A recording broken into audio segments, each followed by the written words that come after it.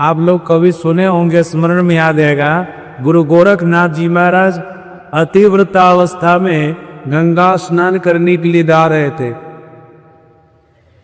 रास्ते में एक 20 वर्ष का नवयुवक गुरु गोरखनाथ जी महाराज को कहता है, महाराज थोड़ी देर ठहर जाइए, महाराज थोड़ी देर ठहर जाइए, महाराज थोड़ी देर ठहर जाइए। गोरखनाथ जी महाराज ठहर गए। वो लड़का होता है, गोरखनाथ जी महाराज पूछते क्या बात है, क्यों ठहरने के लिए कह रहा है? तो लड़का क्या कहता है, आपका समय पूरा हो गया, आपको मैं लेने आया हूँ, आप चलिए हमारे साथ। गोरखनाथ जी महाराज कहते तुम कौन हो? लड़का कहता मैं काल हूँ, मनुष्य के रूप में आया हूँ लेकिन काल हूँ, आपको लेने आया हूँ, आपका समय पूरा हो गया। यानी गोरखनाथ जी महाराज क्या कहते हैं? गुरु गोरखनाथ जी महाराज कहते हैं काल, अभी हमको जाने का मन नहीं है, अभी मैं गंगा स्नान करने के लिए जा रहा हूँ। जब गंगा स्नान करके आऊँगा तो संध्या वंदन करूँगा, मतलब ध्यान करूँगा, भजन करूँगा, अभी मैं नहीं जाऊँगा। काल क्या कहता है? गोरखनाथ आपका मन नहीं चलेगा इस संसार में। सुनिए, तीनों लोकों में हमारा राज है, तीनों लोकों में हमारा मन चलता है, आपका मन नहीं चलेगा। आपको मैं बोल रहा हूँ चलने के, तो आपको चलना चाहिए, चलिए हमारे साथ। गोरखनाथ जी महाराज ने क्या कहा? सुनो काल, हम पर तुम्हारा मन नहीं चलेगा, संसार के सभी प्राणियों पर तुम्हारा मन चल सकता है, लेकिन हम पर तुम्हारा मन चलने वाला नहीं है। वो हमको कुछ नहीं कर सकता, उनको जबरदस्ती नहीं ले जा सकता। काल क्या कहता? सुनिए, उठत मारू, बैठत मारू, मारू जागत सूता, तीन लोक में राज हमारा, कहाँ रहे गोरख अवधूता। तीनों लोकों में हमारा ही राज है, तीनों लोगों के प्राणी को मैं मारता हूँ, सबको ले जाता हूँ। तो आप इस खेत की बोली हैं, कहाँ जाइएगा भाग करके? तीनों लोगों में हमारा ही राज है, किसी भी अवस्था में रहिएगा तो मैं आपको मार दूंगा। तीनों लोगों में किसी भी अवस्था में रहिएगा तो मैं आपको मार दूंगा। जब आप उठे रहिएगा तब मारूंगा, जब आप बैठे रहिएगा तब मारूंगा, जब आप सो जाइएगा तब मारूंगा, जब जगे रहिएगा तब भी मार दूंगा। तीनों लोकों में जहां भाग करके जाइएगा वहीं पर जाकर के मैं मार दूंगा। तीनों लोकों में मेरा ही राज है, कहाँ से आइएगा? तब गुरु गोरखनाथ जी महाराज कहते सुन लो काल। अब ये कहते सुन लो काल, उठत सिमरो, बैठत सिमरो, सिमरो जागत सोता, तीन लोक से रहो मियारा, तब काम गोरख अवधूता। गोरखनाथ जी महाराज कहते हैं मैं किसी भी अवस्था में रहूंगा और किसी भी लोक में रहूंगा तो सिमरन करता रहूंगा। सिमरन करने का मतलब, सिमरन करने का मतलब ध्यान, भजन, भक्ति। सिमरन का मतलब यही होता है। संत कबीर साहब ने कहा जब तब संयम साधना सब सिमरन के मान। ये सब सिमरन के अंतर्गत आता है। आप मानस जब करते हैं, मानस ध्यान करते हैं, दृष्टि साधन करते हैं, नाद साधन करते हैं, यव नियव का पालन करते हैं, ये सब सिमरन के अंतर्गत आता है। मोटा मोटी समझ लिया, आप समझ के सत्संगी है। ध्यान करना, यम नियम का पालन करना, ये सिमरन करना है, ये सिमरन करना है। यहाँ पर गुरु गोरखनाथ जी महाराज कहते हैं मैं किसी भी लोक में रहूंगा न, सुनो, सब जगह सिमरन करता रहूंगा, किसी भी अवस्था में रहूंगा तो सिमरन करता रहूंगा। सुनो, तू बोला ना कि मेरा राज तीन लोक में है, लेकिन मैं सिमरन के बदौलत, ध्यान के बदौलत तीनों लोगों से ऊपर उठ करके रहूंगा। जहां गम काल की नहीं, जहां तुम्हारी पहुंच नहीं है, वहां मैं चला जाऊंगा। तू मेरा क्या बिगाड़ेगा? तू मेरा क्या बिगाड़ेगा? इतना सुन करके काल कहता अभी क्या हुआ है और सुनिए न, मेरा सामर्थ्य और है, मेरी शक्ति और है। गोरखनाथ जी महाराज ने कहा सुना न लो, केवल सुनाने का तू काम कर सकता है, तुम्हारा मेरे ऊपर कुछ भी चलने वाला नहीं है, केवल तू सुना सकता, सुनाओ। तो काल क्या कहता है? धरती आकाश मिट जाएंगे, मिटेंगे मेरू के लाश, एक में एक हो जाएंगे, को कहाँ में रहेंगे हरि के दास। मैं सबको मिटा दूंगा तो कहाँ रहिएगा? कहाँ रह करके आप सिमरन कीजिएगा, ध्यान कीजिएगा? तब गोरखनाथ जी महाराज ने देखा, सुनो उस सब को मिटा देगा, क्या परमात्मा को भी मिटा देगा? का परमात्मा को नहीं मिटाता। कर सुनो मैं तुमको बता रहा हूं, धरती आकाश मिट जाएंगे, मिटेंगे मेरू के लाश, एक मेघ हो जाएंगे तो हरि में रहेंगे हरि के दास। तो सबको जब मिटा देगा ना, जिसको तुम मिटा नहीं सकता हरि को परमात्मा को, उसमें जाकर के मैं मिल जाऊंगा तो मेरा क्या बिगाड़ेगा? तो मेरा क्या बिगाड़ेगा? कुछ नहीं बिगाड़ सकता। इतना पर भी काल को संतोष नहीं हुआ, तब फिर क्या कहता है गोरखनाथ जी महाराज को? फिर कहता है काल, सुनिए गोरखनाथ, आसन बांधो बासन बांधो, तेरो बांधो तेरे गुरु को बांधो, निकसोगे के द्वारा। मतलब सबको मैं अपने बंधन में कर लूंगा।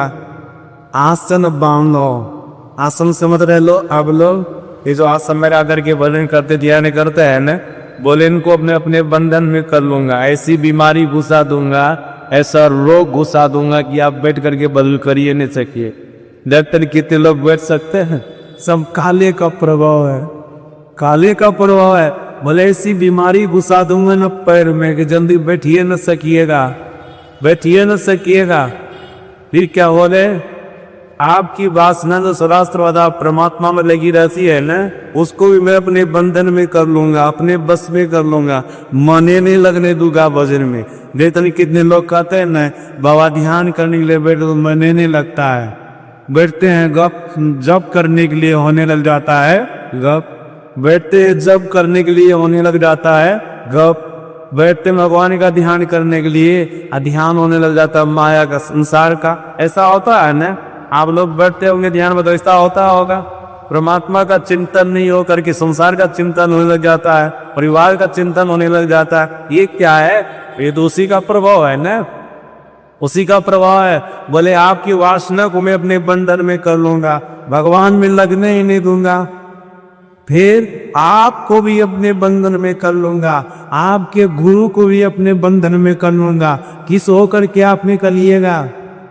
तब गोरखनाथ जी महाराज क्या कहते? देखो जी काल, मैं साधना करके सबको सिद्ध कर लिया हूँ, सबको मुक्त कर लिया हूँ, साधना करके सबको सिद्ध कर लिया हूँ, सबको मुक्त कर लिया हूँ। उस पर तुम्हारा कुछ भी चेहरा चलने वाला नहीं है। और निकलने की जहां तक बात है न, सुनो, तुमको शरीर के 9 द्वारों का पता है, 10वां द्वार का पता है। मैं इस बात को बढ़िया से जानता हूँ। गुरु गोरखनाथ जी महाराज कहते हैं काल को 10वां द्वार का पता नहीं होता है, शरीर के 9 द्वारों का पता होता है।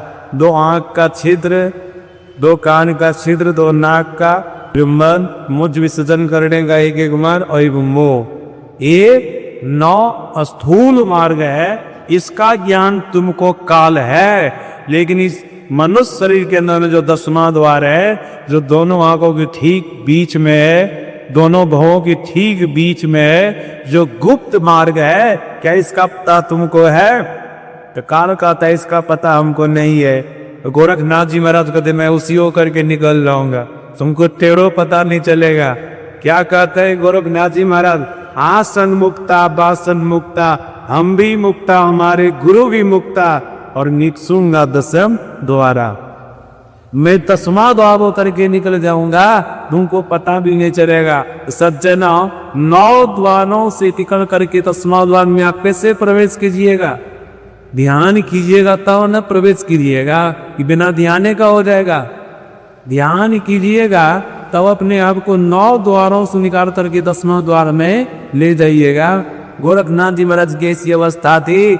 सज्जनों, इसी प्रकार से 22 तरह से प्रश्नोत्तर हुआ। अंतिम में काल गोरखनाथ जी महाराज को प्रणाम करता है और क्या कहता? महाराज अब मैं जा रहा हूं, आपका जब मनोगन संसार से जाने का तो भी जाइएगा, अब मैं चल रहा हूं, आपकी जब इच्छा होगी संसार से जाने की तब हम जाइएगा। सज्जना, यहाँ पर काल चला गया, याद रखिएगा। हम आप भी अगर ध्यान करेंगे ना, तो हम आप भी काल के ऊपर विजय प्राप्त कर लेंगे। हम हक भी पास से काल लौट करके चला जाएगा। कहिएगा ना अभी हमको संसार से जाने का मन नहीं है, बाद में जाइए, जबरदस्ती ले जा सकेगा। लेकिन अभी आ जाएगा काल लेने में, जबरदस्ती ले जाएगा ना। जिधर जिधर कहेगा जाने के लिए उधर उधर जाना होगा, उधर उधर जाइएगा, क्योंकि अभी वैसा सामर्थ्य नहीं है, वैसी शक्ति नहीं है। इसलिए संत मत कहता है ध्यान करो, ध्यान करो, काल के ऊपर विजय प्राप्त कर लो। काल तुम्हारा कुछ नहीं बिगाड़ सके, इसलिए तो ध्यान करो, अपने आप को काल के मुंह से निकाल लो। इतना ही नहीं, महापुरुषों ने कहा ध्यान करने वाला जीवात्मा परमात्मा तक की यात्रा करता है। जैसा कि स्वामी ब्रह्मानंद जी महाराज ने कहा, जिमी दूध के मदन से निक्षत है घी जतन से, इमी ध्यान के लगन से परब्रह्म ले न्यारा। ध्यान कीजिएगा तो आपको पार ब्रह्म परमात्मा का दर्शन होगा, ईश्वर का दर्शन होगा।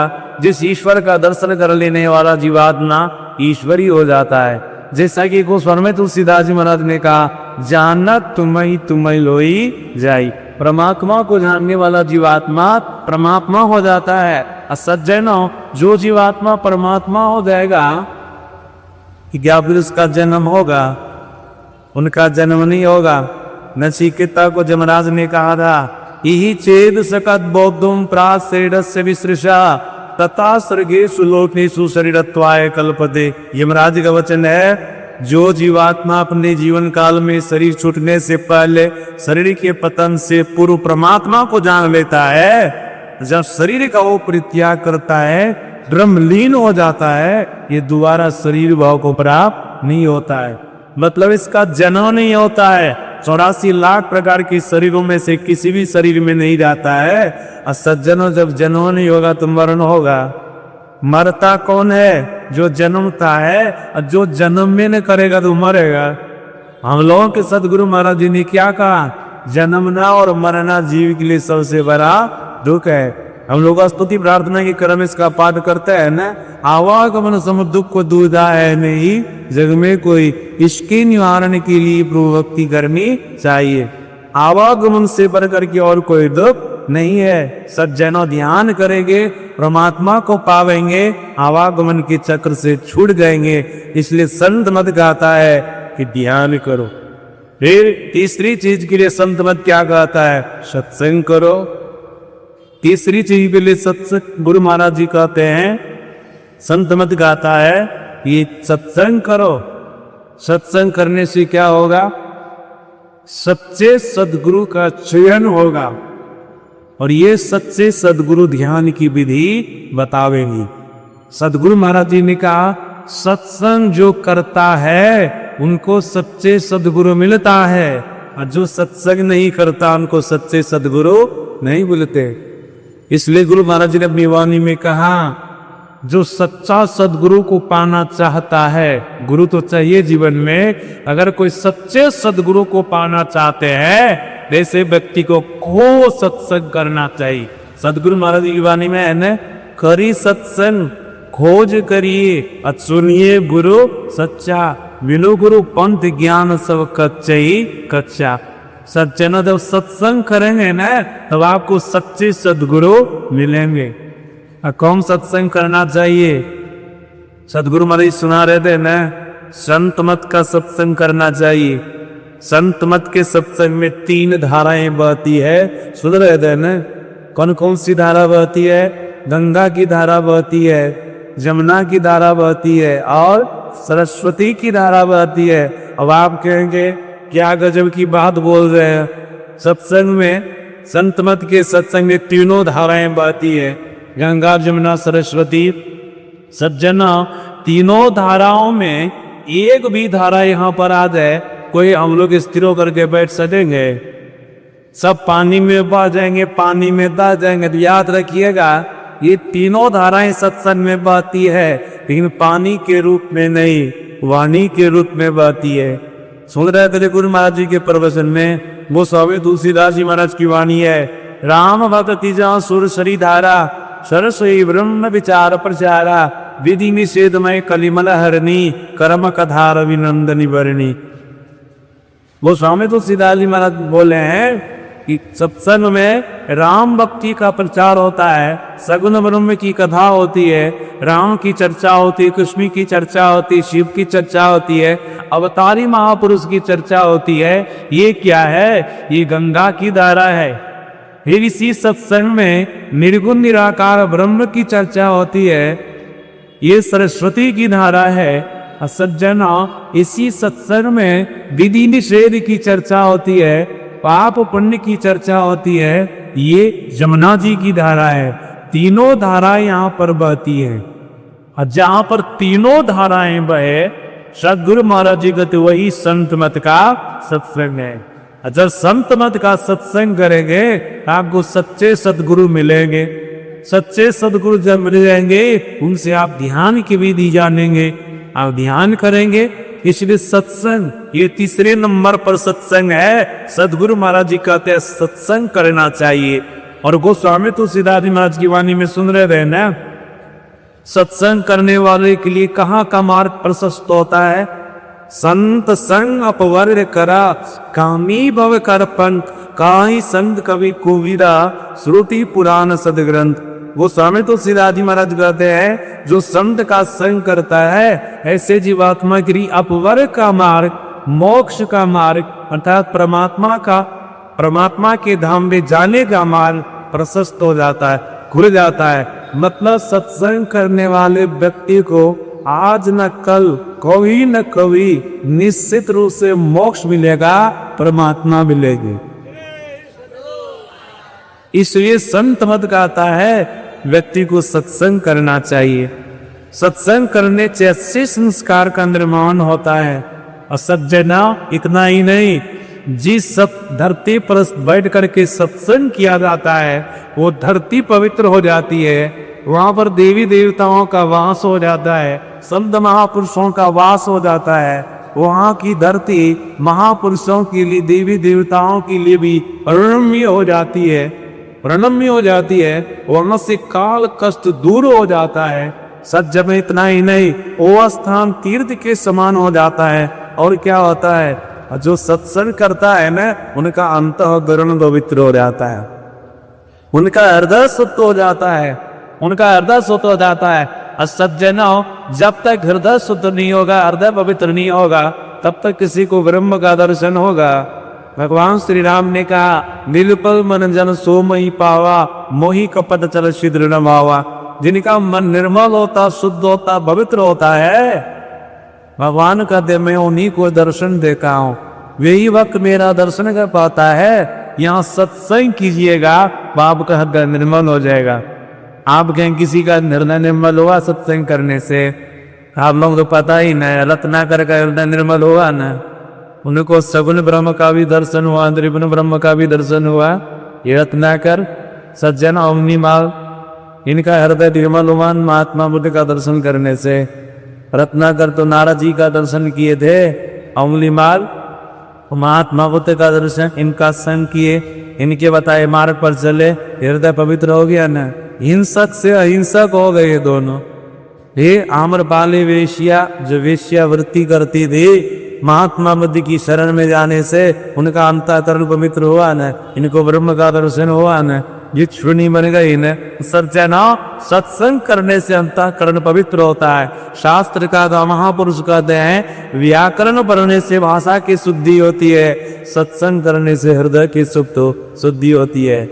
व्याकरण पढ़ेंगे तो शुद्ध शुद्ध पढ़ लेंगे किसी भी ग्रंथ को, सज्जन शुद्ध शुद्ध लिख लेंगे। याद रखिएगा, सत्संग करेंगे ना तो आपका अंतःकरण पवित्र हो जाएगा, आप ब्रह्म का दर्शन कर लेंगे, ईश्वर का दर्शन कर लेंगे। सत्संग वो ताकत है, वो शक्ति है कि जीव की अंतःकरण को पवित्र कर दे, उनके हृदय को पवित्र कर दे। सज्जना, सत्संग स्थान को तो पवित्र करता ही है, और जो सत्संग करने वाला होता है उसके हृदय को भी पवित्र करता है। इसलिए सत्संग करना चाहिए, इससे अंतःकरण पवित्र हो जाएगा, अच्छे संस्कार का निर्माण होगा। संत मत गाता है सत्संग करना चाहिए। और क्या, चौथी चीज क्या है, सदाचार। और सदाचार किसको कहते हैं, लगभग आप सभी लोग जानते हैं। सदाचार का सारहानी सत अर्थ होता है सद्जुड़ आचार, मतलब सदाचार, सद्व्यवहार, अच्छा व्यवहार, किसी को सदाचार कहते हैं। सज्जना, अच्छा व्यवहार किसी का तभी होगा जो सभी प्रकार के पापों को छोड़ेगा। हम लोग के सदगुरु महाराज जी ने कहा जो व्यक्ति 5 प्रकार के पाप कर्मों का परित्याग कर देगा उसे सब पाप छूट जाएगा, कोई भी पाप उनसे नहीं होगा, वो सदाचारी हो जाएगा। वो 5 प्रकार का पाप क्या है? झूठ, चोरी, नशा, हिंसा और व्यभिचार। सज्जनों, ये 5 प्रकार के पाप है, और इसका कोई परित्याग कर दे, इसको छोड़ दे, वो सदाचारी हो जाएगा। और सुनिए, जब तक कोई सदाचारी नहीं होगा, सदाचार का पालन नहीं करेगा, तब तक कोई भक्ति कर सकता है? भक्ति पथ पर एक डेग भी आगे बढ़ सकता है? महर्षि संत श्री परमहंस महाराज ने कृपा की है, सदाचार की आधारशिला पर भक्ति का भव्य भवन बनता है। मतलब जो सदाचारी होता है ना, वही व्यक्ति अपने जीवन में भक्ति कर सकता है। उदाहरण दिया हो का कोई भवन बनाना चाहता, महल बनाना चाहता है, तो भवन महल बनाने वाले व्यक्ति के जीवन में क्या चाहिए? धरती चाहिए। बिना धरती के वो महल बना सकता है, भवन बना सकता है? महल भवन की बात तो छोड़िए, झोपड़ी भी बना सकता है, धरती चाहिए ना। कुछ भी बनाने के लिए धरती चाहिए। तो महर्षि संत श्री परमहंस महाराज ने कहा, भक्ति का भव्य भवन बनाने के लिए धरती क्या है? यही सदाचार है। अगर सदाचार का कोई पालन करे, अपने आप को 5 पापों से बचा करके रखे, तो मानो सदाचार रूपी धरती उनके जीवन में आ गई है, और वो भक्ति का भव्य भवन बना सकता है। मतलब अपने जीवन में परमात्मा की भक्ति कर सकता है। सज्जना, भक्ति करने वाले के जीवन में क्या बात आती है? भगवान श्री राम ने अपनी प्रजा को कहा था न, अरे प्रजाओ, अगर आप लोग इस लोक में परलोक में दोनों जगह सुख से रहना चाहते हो, तो हमारी भक्ति करो। जाओ परलोक यहाँ सुख चाहो, सुनिमम वचन हृदय दृढ़ गाओ, सुलभ सुख दबार किया भाई, भगति मोरी पुराण श्रुति गाई। जो भक्ति करेगा वो इस लोक में भी सुख से रहेगा, परलोक में भी सुख से रहेगा। लेकिन भक्ति वही करेगा जो सदाचारी होगा। सदाचार से रहित व्यक्ति कोई भक्ति कर सकता है? अगर भक्ति करेगा भी ना, उनके लिए ढोंग होगा, परमात्मा की अनुभूति उनको नहीं हो सकती। सुंदराधन गुरु महाराज जी की वाणी, जो निज घट रस चाहो, तो अपने आप को 5 पाप से हरदम हो बचाहो। एक झूठ नशा है दूसर, तीसर नारी पर के हो, चौथी चोरी, पंचम हिंसा, दिल से इन्हें अलगाओ। अगर दिल में ये रहेगा ना, तब आपके अंदर में कोई अनुभूति नहीं होगी। इसलिए दिल को इनसे हटा देना है, सदाचार का पालन करना है, 5 पापों में से एक भी पाप नहीं करना है। सज्जना, अगर ये 4 चीजें आपके जीवन में आ गई ना, याद रखिएगा, आपके जीवन में संत मत का सत्संग आ गया। 4 चीजों को मिला करके संत मत का सत्संग होता है, यही है संत मत का सत्संग। इसलिए सदगुरु महाराज जी ने कहा, संत मत का जो सत्संग करता है ना, उस जीव का पूर्ण कल्याण होता है। क्योंकि संत मत का सत्संग करने वाला जो जीव होता है, उनके जीवन में गुरु होता है, उनके जीवन में ध्यान होता है, उनके जीवन में सत्संग होता है, उनके जीवन में सदाचार होता है। और सज्जन जिनके जीवन में 4 चीज आ जाए, क्या उनका कल्याण नहीं होगा? उनका भला नहीं होगा? निश्चित रूप से उनका भला होगा, निश्चित रूप से उनका कल्याण होगा। सज्जनों, अभी के सत्संग इतना आप लोगों को सुनाए, समय को रादीब हो गया। बस आप लोग इतना ख्याल रखिएगा, 4 चीजों को मिल